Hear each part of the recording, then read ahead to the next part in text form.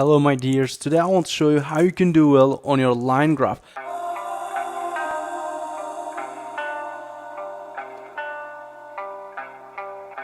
It's from IELTS 11 Test 3 Task 1. Ever since I have started my marathon, it's been great that your support is enormous, and I've been feeling it, and I'm really happy about this one, and I really appreciate your support. Every time you watch my video, I really appreciate that one. Thank you so much for watching. And I have to move to this one that I'll start explaining that the graph below shows the average carbon dioxide CO2 emissions per person in the United Kingdom, Sweden, Italy, Portugal between 1967 and 2007. As you can see, we have this line graph here. It's very common and popular one, and I'll try to write for this one. So I'll start with introduction, then overall, and then you can see that I will write the main parts. So let's get started without further ado. So I'll just paraphrase this one simply, and it's really hard to paraphrase because carbon dioxide emission, that it's just a word that I cannot paraphrase. If I can't paraphrase, I'm going to use this word, and I'll paraphrase the rest part. So I have done this on my notebook, and I'm just copying onto my computer so that you can see it clearly. The line graph illustrates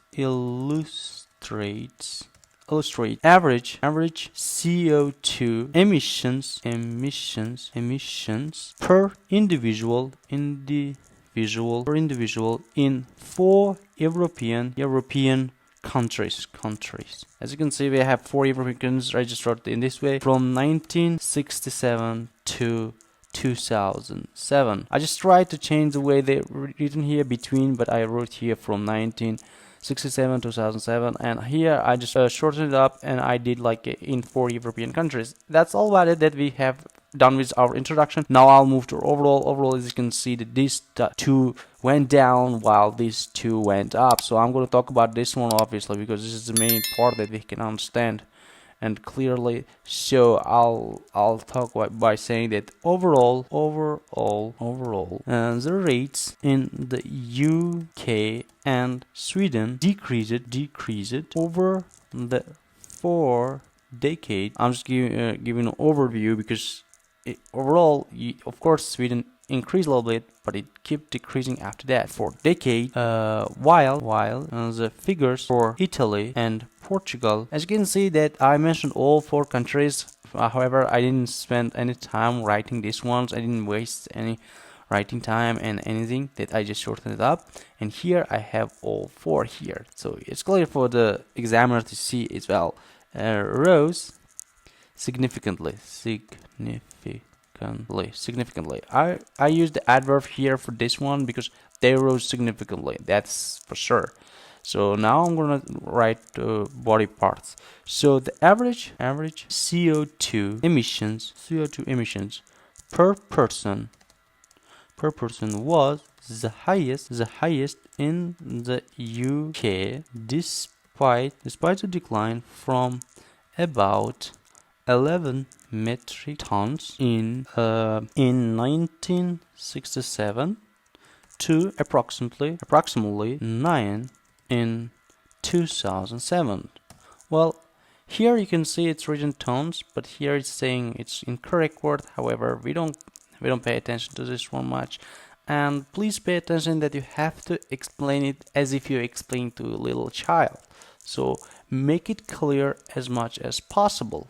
So now I'll move to Sweden part. Meanwhile, the rate in Sweden increased moderately to just over 10 tons for the first decade. As you can see, it rose here, then it started falling down. So I'll mention this part. So decade from 1967 to 1977. So thereafter there was a considerable decline from just above 10 to under 6, becoming the lowest figure in the chart, just on the the rate of Italy in 2007. Okay, as you can see, it's a bit lower than Italy. And now I'll start talking about this part too, which grew really rapidly. So I'll say grew rapidly. So I'll say however, the average carbon dioxide